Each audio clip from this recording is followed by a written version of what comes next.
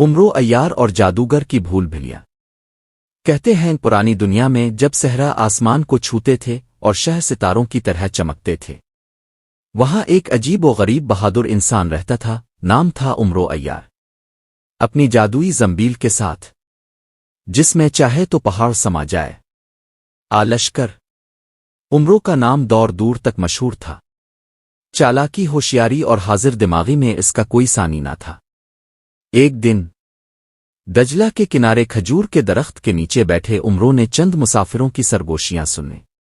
وہ باتیں کر رہے تھے، کالے قلعے کا جادوگر سب کو چیلنج دے رہا ہے، کہتا ہے جو بھی اس کی بھول بھلیاں پار کر لے گا، انعام میں قیمتی خزانے لے جائے گا، مگر جو بھی گیا وہ کبھی واپس نہ آیا۔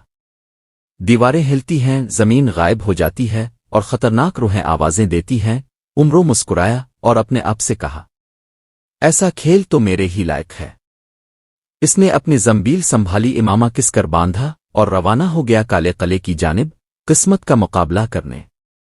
قلعہ افق پر کسی دیو کی طرح کھڑا تھا، اس کی اونچی سیاہ دیواریں سورج کو ڈھانپتی تھیں۔ دروازے پر ایک دیو قامت مجسمہ کھڑا تھا، جس کی آنکھیں سرخ شعلے کی طرح دہک رہی تھیں۔ جی ہی عمرو قریب پہنچا، مجسمے نے گرجدار آواز میں کہا، واپس چلے جاؤ اے فانی انسان، ورنہ ہمیشہ کے لیے گم ہو جاؤ گے۔ مگر عمرو عیار ہنسا۔ اس نے زنبیل نکالی اور کہا، چلو تمہاری جگہ زنبیل میں بہتر ہوگی۔ اچانک مجسمہ کانپنے لگا اور دیکھتے ہی دیکھتے زنبیل میں غائب ہو گیا۔ عمرو بے خوف ہو کر اندر بڑھا۔ قلعے کے اندر ہر طرف گہری تاریکی تھی، دیواریں حرکت کرتی تھیں، راستے بدلتے تھے اور ہواؤں میں عجیب سرگوشیاں گونجتی تھیں۔ پہلے ہی موڑ پر ایک دکھی سی آواز آئی، مدد کرو، مجھے بچاؤ۔ مگر عمرو جانتا تھا کہ بھول بھلیاں جذبات سے کھیلتی ہے۔ وہ ہنسا، اس نے ایک چھوٹا کنکر اندھیرے میں پھینکا اور دیکھا کہ زمین اچانک غائب ہو گئی۔ چالاکی دکھاتے ہو، مجھ پر نہیں چلنے والی یہ چالاکی، عمرو نے کہا۔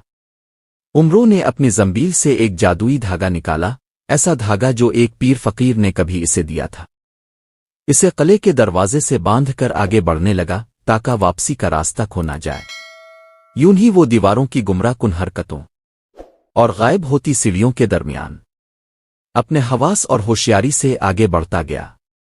بھول بھلیوں کے مرکز میں ایک عظیم الشان آئینوں کا حال تھا۔ ہر آئینے میں عمرو کا عکس بدل جاتا تھا، کہیں بچہ، کہیں بوڑھا، کہیں فقیر، کہیں جنگجو، اور دور تخت پر بیٹھا تھا کالا جادوگر، سیاہ لباس میں چہرہ چھپا ہوا۔ جادوگر نے اچانک کہا، خوش آمدید عمرو عیار، اب تمہیں اپنے آپ سے لڑنا ہوگا۔ جادوگر نے ایک اشارہ کیا اور درجنوں عمرو نکل آئے، سب تلواریں اٹھائے، سب وحشیانہ مسکراہٹوں کے ساتھ۔ مگر عمرو قہقہا لگا کر ہنسا، میں اپنے عکسوں سے نہیں ڈرتا۔ اس نے زنبیل کو گھمایا، جادوی منتر پڑا اور پلک جھپکنے میں سب نکلی عمرو زنبیل میں جا گرے۔ جادوگر نے غصے میں آگ کا گولا اچھالا، مگر عمرو کی پھرتی نے اسے بچا لیا۔ عمرو نے اپنی زنبیل سے ایک سادہ سا پتھر نکالا اور جادوگر کی طرف اچھال دیا۔ پتھر ہوا میں جا کر سنہری جال میں بدل گیا اور جادوگر کو جکڑ لیا۔ جادوگر چیختا رہا، مگر جال ہر لمحہ سخت ہوتا گیا اور اس کا سارا جادو ختم ہو گیا۔ جادوگر کے گرتے ہی بھول بھلیاں مٹی میں بدل گئیں۔ سامنے ایک خفیہ کمرہ تھا جس میں خزانے بھرے پڑے تھے، سونا، ہیرے، جواہرات اور پرانی کتابیں۔ مگر عمرو نے صرف ایک چیز اٹھائی، چاندی کی جلد میں بند ایک کتاب۔ کتاب پر لکھا تھا، 1000 جہانوں کے راز۔ عمرو نے مسکرا کر کتاب کو زنبیل میں رکھا۔ سونا چوری ہو سکتا ہے، جواہرات کھو سکتے ہیں، مگر علم ہمیشہ کے لیے رہتا ہے۔ اور یوں عمرو عیار ہوشیاری اور بہادری کا شہزادہ نئے سفر کی تلاش میں دنیا کی وسعتوں کی طرف نکل پڑا۔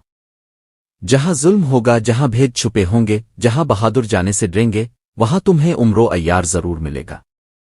تو دوستو، کہانی پسند آئی ہو تو لائک کیجئے گا اور دوستوں کے ساتھ شیئر بھی کیجئے۔ اور پھر ملتے ہیں ایک نئی کہانی، ایک نئے قصہ کے ساتھ۔ اللہ حافظ۔